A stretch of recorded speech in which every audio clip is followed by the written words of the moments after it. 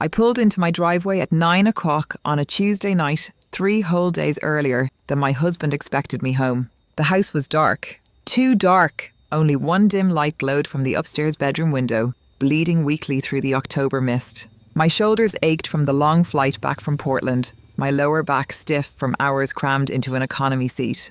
All I wanted was a hot shower, clean sheets, and the quiet comfort of my own bed.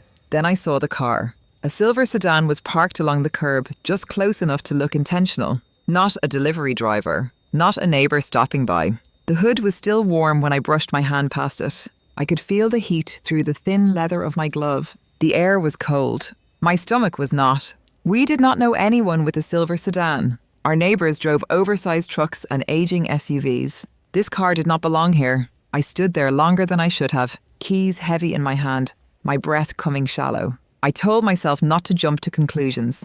I told myself there was a reasonable explanation. I told myself that marriage was built on trust. My hand was shaking anyway. When I finally reached the front door, I moved slowly, deliberately. I slid the key into the lock and turned it with barely a sound. I had oiled the hinges myself last month after they started squeaking. At the time, it felt like such a small, boring act of home maintenance. Now it felt like preparation. The living room was empty. No television glow. No background noise. Just silence. The kind that presses against your ears until your own heartbeat feels too loud. Then I heard it. Laughter. Soft. Low. Intimate. It floated down from upstairs, tangled with murmured voices and the unmistakable rhythm of familiarity. One of the voices belonged to my husband.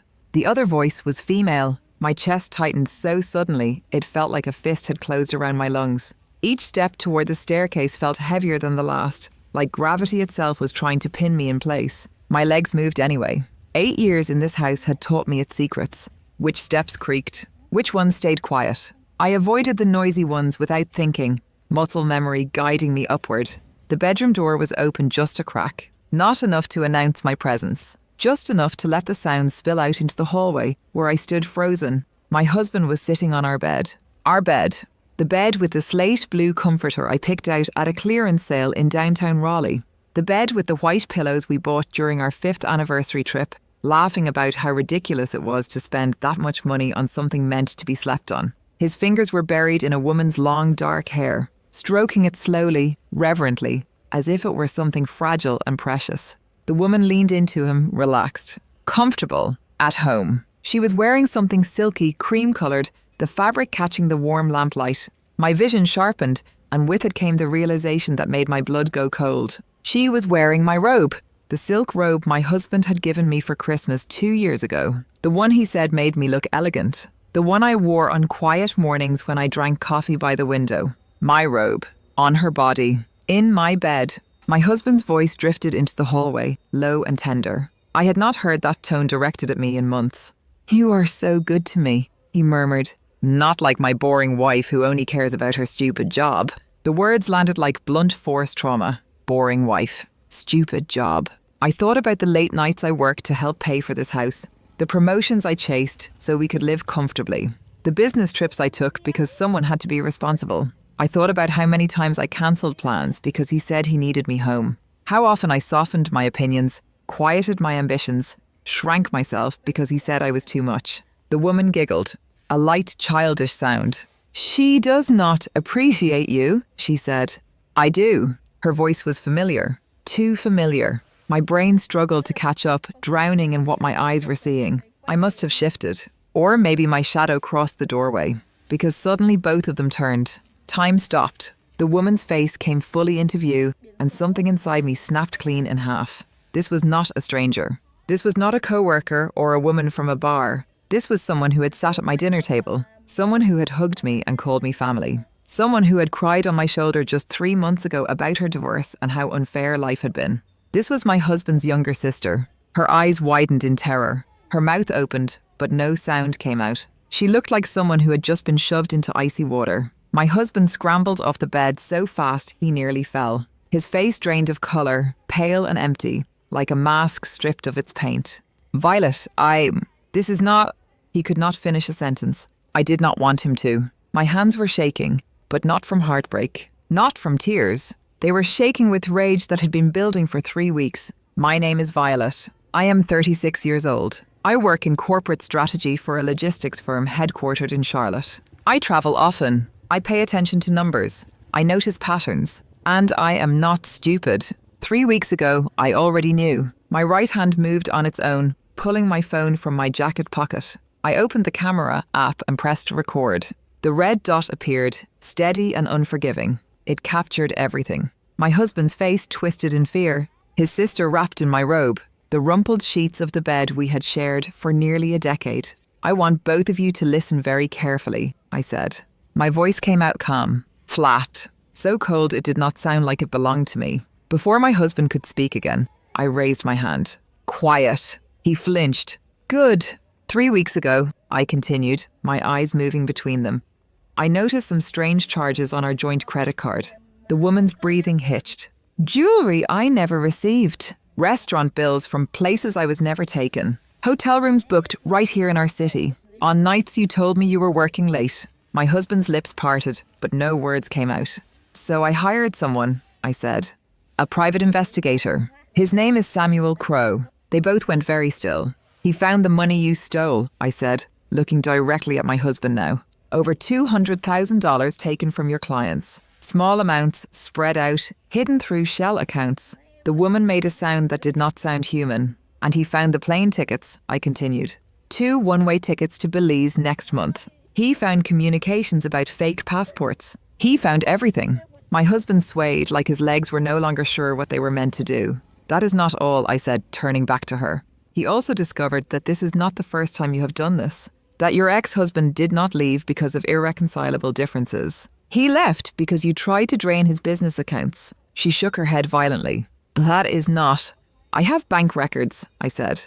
Emails, messages, transaction logs. I lifted my phone slightly, the red dot still blinking. And now I have this. That was when the doorbell rang. Once. Then again. Harder. I smiled. For the first time that night.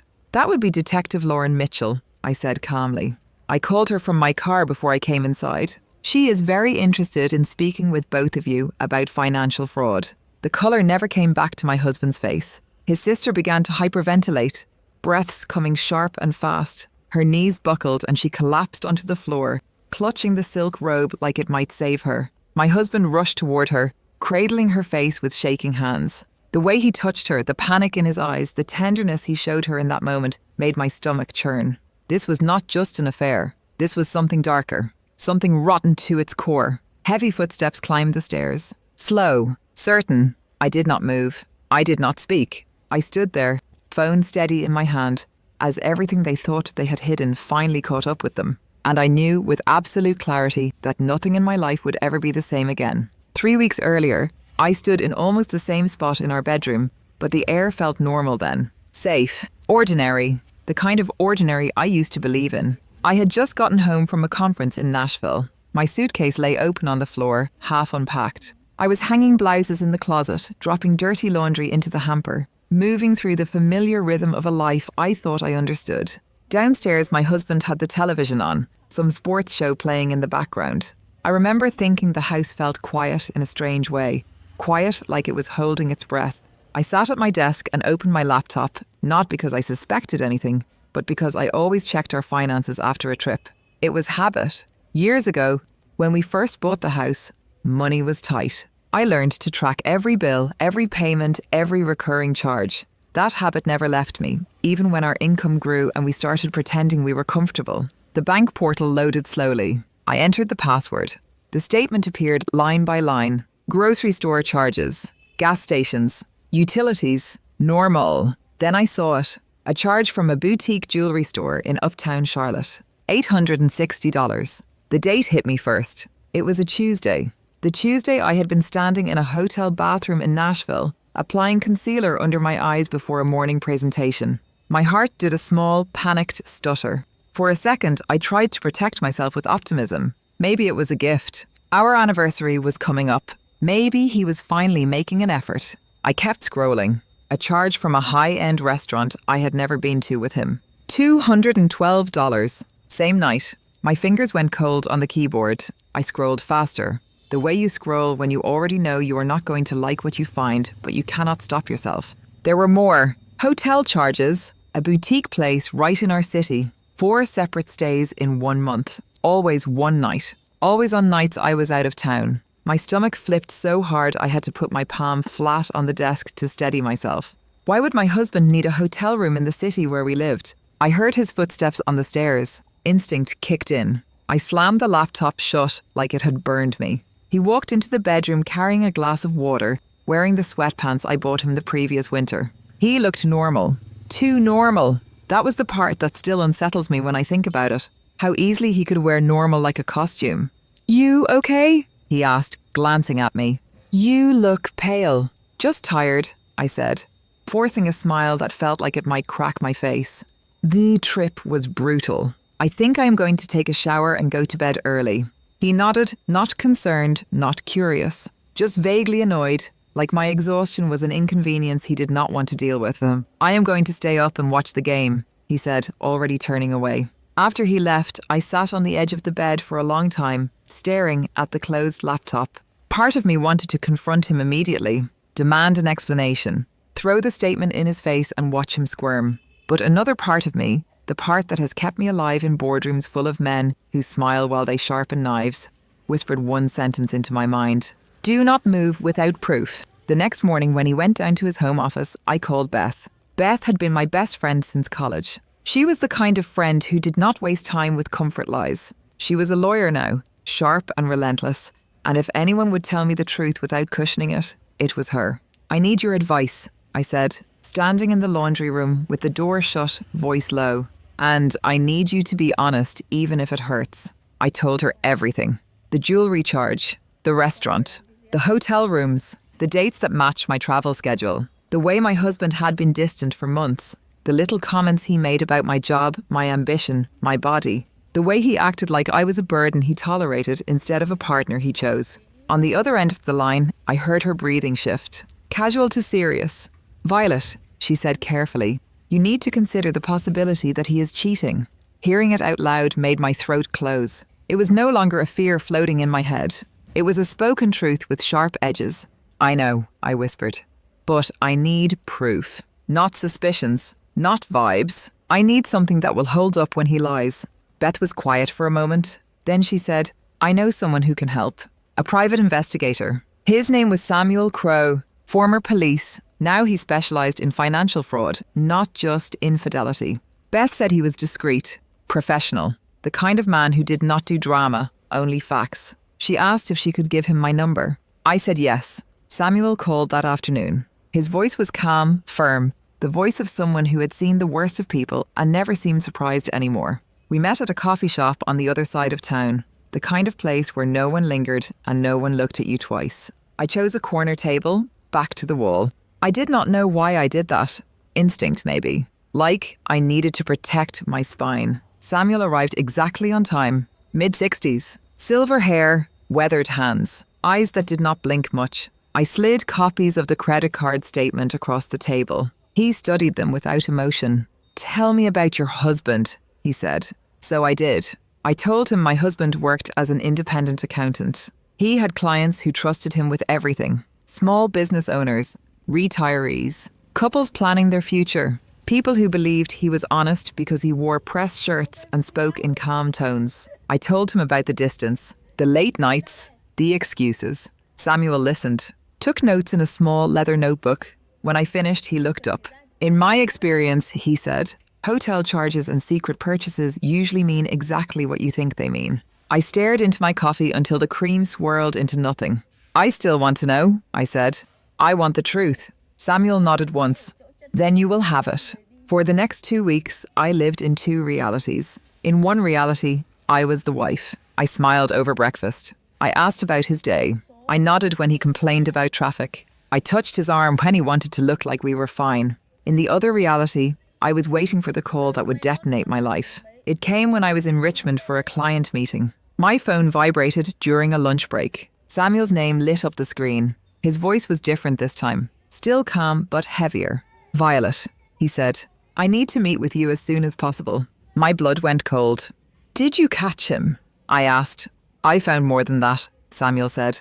"Much more." I flew home the next morning and met him at the same coffee shop. He laid the evidence out like a surgeon laying instruments on a tray. Bank statements, transaction records, email printouts, a map of transfers that made my head spin. "Your husband has been stealing," Samuel said, blunt as a blade. "Not from you, from his clients." My stomach dropped. "What?" I whispered. "He has been siphoning small amounts," Samuel continued. "A few thousand here, a few thousand there, moving money through shell accounts to blur the trail. I have tracked over $200,000 so far." My hands started shaking. I pressed them under the table, trying to hide it from myself. "Are you sure?" I asked, and my voice sounded thin. Samuel did not blink. "I have done this for decades. The evidence is solid." He slid another folder toward me. "But that is not the worst part." I forced myself to open it. A bank account in a name I recognized instantly. His sister. Not mine. His. The woman who hugged me on holidays. The woman who called me family. The woman I had comforted when she cried about her divorce. His sister's name was on the account. My mouth went dry. "No," I said immediately. "She lives states away." Samuel's expression did not change. "She has been here," he said. "More often than you know." He showed me messages, transfers, conversations that were not sibling-like, not even close. The words on the page turned my stomach. Then he showed me something worse. Hotel security stills. Grainy but undeniable. My husband and his sister checking in together. Her hand on his arm. His hand too low on her back. Their faces close, laughing like lovers. I stared until my vision blurred. This was not a simple affair. This was twisted, sick. A kind of betrayal that made my skin feel like it did not belong to me anymore. Samuel leaned forward, lowering his voice. "There is history," he said. "They tried a similar scheme years ago with her ex-husband's business circle. He discovered it. He chose divorce and silence instead of public charges." I swallowed hard. "And now?" I asked. Samuel slid 2 printed confirmations across the table. 2 one-way tickets. Not to somewhere romantic. Not to somewhere temporary. 2 Belize. Departure in 4 weeks. "They are planning to leave the country," Samuel said. I found messages about new identities. Fake passports being arranged. A clean exit. My throat tightened. "So they were going to steal," I said slowly, "and disappear." Samuel nodded. "And leave you," he added, "to explain whatever collapses behind them." I sat back and for a moment, I could not breathe.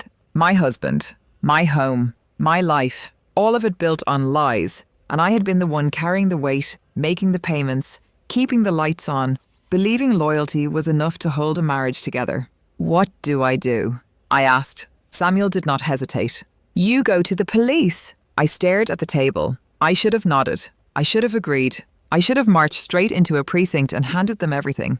But something in me wanted more, not revenge. Certainty, a moment so undeniable that no one could ever twist it into a misunderstanding. No one could ever look at me and say I was overreacting. "I want to catch them," I said, my voice low. "In the act. I want proof that cannot be explained away." Samuel studied my face, long enough for me to wonder if he was going to refuse. Then he nodded once. "Yes," he said, "but you need to be prepared for what you will see." "It already hurts," I replied. "At least this way they cannot lie." We spent the next hour planning. I had a business trip scheduled for Portland the following week. I would tell my husband I would be gone for 5 days, long enough for him to feel safe, long enough for him to drop the mask. Samuel would package every piece of evidence into a secure cloud folder. Beth would ensure my legal footing was clean and airtight, and I would contact a detective Samuel trusted, a woman known for taking financial crimes seriously, Detective Lauren Mitchell. I remember Samuel looking me dead in the eye before we left the coffee shop. "When you make the call," he said, "do not hesitate. Do not soften. Criminals survive on hesitation." I walked out into the afternoon sunlight feeling like the woman who entered that coffee shop no longer existed. The naive version of me was gone. In her place was someone colder, someone sharper, someone who finally understood that silence was not strength if it only protected the people hurting you. A week later, I boarded my flight to Portland and kissed my husband on the cheek at the airport like everything was fine. He smiled too easily, relief flickering behind his eyes. He thought I was leaving. He did not know I had already started closing the trap. And 3 days later, at 9 o'clock on a Tuesday night, I sat in my car at the end of my driveway, staring at a silver sedan I did not recognize. My phone was in my hand. One number on the screen. Detective Lauren Mitchell. I pressed call before I even took a breath. "The silence is over," I said quietly when she answered. "And I have everything." Upstairs, laughter floated through my bedroom window. I stepped out of the car and walked toward my front door like I was walking toward an execution. Except this time, I was not the one about to die. The footsteps stopped just outside the bedroom door. They were heavy, unhurried, the kind of footsteps that did not need permission. My husband froze. His sister looked up from the floor, mascara streaked and eyes wild, clutching my silk robe like it was a lifeline. The room smelled wrong. Perfume layered over guilt, sweat, and something rotten underneath it all. The door opened fully. Detective Lauren Mitchell stepped inside like she owned the air. Tall, composed, dark blazer, badge clipped at her waist, eyes already scanning the scene with clinical precision. Two uniformed officers filled the doorway behind her, their expressions neutral, professional, final. For a split second, no one spoke. Then Detective Mitchell's gaze landed on me. "Violet Hale?" she asked. "Yes," I said, holding my phone up without stopping the recording. "You have the evidence we discussed." "I do," I replied. "Everything is here." I walked toward her and handed over my phone, careful not to tap the screen. The red dot still blinked. The video captured my husband's face, his sister on the floor, my robe wrapped around her like a grotesque costume. Detective Mitchell skimmed through the footage, her expression unreadable. Then she nodded once. "That will be sufficient," she said. She turned toward my husband. "Michael Hale," she said evenly. "You are under arrest for embezzlement, wire fraud, and conspiracy to commit fraud." The words landed like a gunshot. "No," he said immediately. "No, this is a mistake." One of the officers stepped forward, already pulling out handcuffs. "You have the right to remain silent," Detective Mitchell continued. "Anything you say can and will be used against you in a court of law." My husband's knees buckled. "No, Violet," he said, his voice cracking as the officer took hold of his arms. "Tell them this is a misunderstanding. We can fix this. We are married. We are a team." The handcuffs clicked shut. The sound echoed through the bedroom, sharp and final. "You stopped being my team the moment you stole from people who trusted you," I said quietly. "You stopped being my husband the moment you brought her into our bed." His sister let out a strangled sound, half sob, half scream. Detective Mitchell turned to her. "Emily Hale," she said, "you are under arrest as an accomplice." "I cannot breathe," Emily gasped, clawing at her chest. "Please, I need help." "She is hyperventilating," Detective Mitchell said calmly to the second officer. "Get her water and a paper bag, but do not remove restraints." As the officer moved to comply, Michael twisted toward me, desperation pouring off him in waves. "You do not understand," he said. "You were never home. You were always gone, always choosing work over me. What was I supposed to do? I was lonely. The audacity of it made my vision blur with anger. So you stole money and slept with your sister," I said, my voice rising despite myself. "Those were your solutions." "She is not really my sister," he snapped, panic morphing into something ugly. "We are not blood related. My parents adopted her. We did nothing wrong." Detective Mitchell's eyebrow lifted slightly. "That distinction will not help you," she said coolly. "Regardless of biology, you are still committing multiple felonies." The officer returned with water and a paper bag. Emily gulped air, her hands shaking violently. When her breathing slowed enough for her to stand, Detective Mitchell read her rights. That was when Emily found her voice. "You are going to regret this," she hissed at me as they guided her toward the door. "You think you are so perfect, so cold, but you are just a heartless woman who does not know how to keep a man happy." I stared at her. This woman had eaten at my table, slept in my guest room, called me family. "If you loved him," I said slowly, "you would not have turned him into a criminal. Real love does not drag someone into darkness." "You do not know anything about love," she spat back. "You are a robot in a power suit." He told me everything. How boring you are. How cold you are in bed. Each word was aimed like a blade, meant to carve doubt into me. But I had already lived with those doubts for 3 weeks.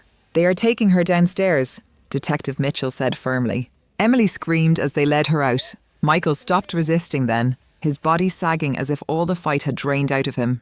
"Please," he whispered, looking back at me. "Think about our 8 years. Think about our wedding day. I love you." I walked to the top of the stairs and looked down at him. "I am thinking about those 8 years," I said. I am thinking about every time I came home exhausted and you told me I was not enough. Every time I tried to build a future while you were planning to destroy it. That is not fair, he sobbed.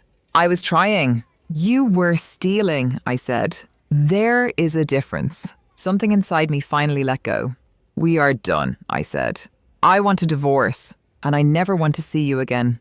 They let him out of the house. I heard the front door open. I heard shouting fade into the night. I heard car doors slam. Then silence. Detective Mitchell stayed behind, giving me space. How are you holding up? She asked gently. That was when the adrenaline drained out of me all at once. My legs gave out. I sank onto the edge of the bed, my hands trembling uncontrollably. The tears I had been holding back for weeks finally broke free.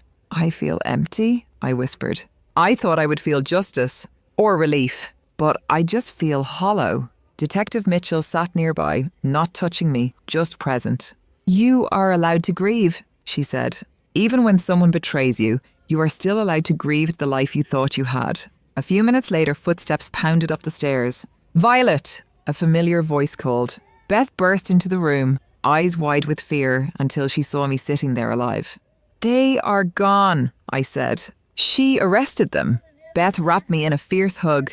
You did it, she said. You were brave. I do not feel brave, I admitted. I feel broken. You are allowed to be broken tonight, she replied. Tomorrow we start rebuilding. She was right. I did not sleep in that house again. I stayed with Beth that night, and the next, and the one after. The legal aftermath moved quickly. The evidence was overwhelming. Michael took a plea deal. 5 years in federal prison. Emily received 3. The divorce was finalized without a fight. There was nothing left for him to claim. I sold the house. 6 months later, I stood in the kitchen of my new apartment, sunlight spilling across countertops I had chosen myself. The place was smaller, quieter, honest. Everything here belonged to me. I attended therapy twice a week. I learned to forgive myself for trusting the wrong people. I learned that ambition was not a flaw. Silence was not strength. Love was not sacrifice without boundaries. I took a new job. I rebuilt my finances. I rebuilt myself. One evening, I stood on my balcony with a glass of wine, looking out over the city lights. Somewhere, Michael and Emily were living with the consequences of their choices. I did not feel joy about that, but I did not feel guilt either. I had chosen truth over comfort, justice over silence. Before bed, I opened my journal and wrote one sentence. Today, I chose myself. And for the first time in years, the silence felt peaceful. If this were you, would you have handled it quietly? Or would you have made the call like I did? Was I too harsh, or was this the only way it could end?